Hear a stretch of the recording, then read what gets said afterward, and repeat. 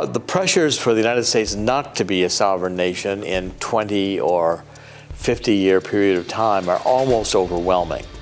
As you know, the globalism on an international basis takes greater and greater hold. Corporations with technology and advances in transportation begin to really operate in a multinational setting where immigration is not stopped, illegal immigration is not stemmed, and people feel they have a right to go and move and live where they want. These forces are all going to wear away in a, like a drip by drip by drip process, where eventually the United States transforms into a North American Union configuration. First, I believe now with Mexico and Central America, and ultimately with Canada. The resistance to it is going to come if, in fact, this is the economic disaster it has the potential to be. The tax structure, the social welfare system is at a breaking point. If you look at the obligations, the contingent liabilities, the Social Security in the future, the Medicare in the future, the school benefits in the future, the United States probably has a debt not of $17 trillion, but maybe $100 trillion today, and growing. Entitlements are increasingly taking up a larger and larger portion of our budget, our national budget. So eventually this system collapses, and I think it's almost at a point of collapse now.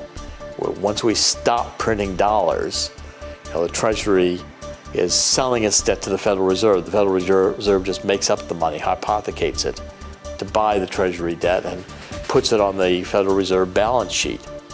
Well, this is going to come to an end because interest rates are going to start to rise anyway, no matter how much debt the federal government buys.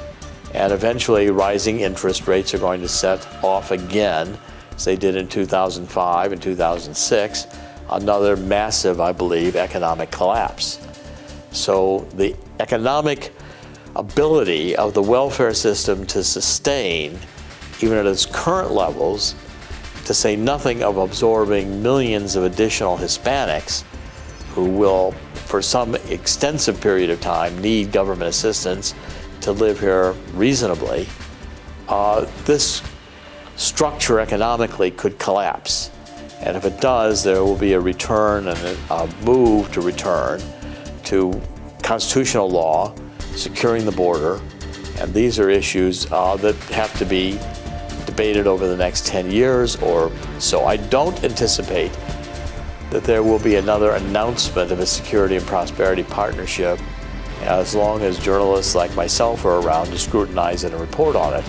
So I think the Bush administration badly underestimated how adversely the American public would react once this plan was revealed in a way that it was convincing to Americans that it's happening. And now, with the open borders and the invasion going on from Central America, I think Americans are again seeing that the SPP plans are still in place, just today in a stealth methodology.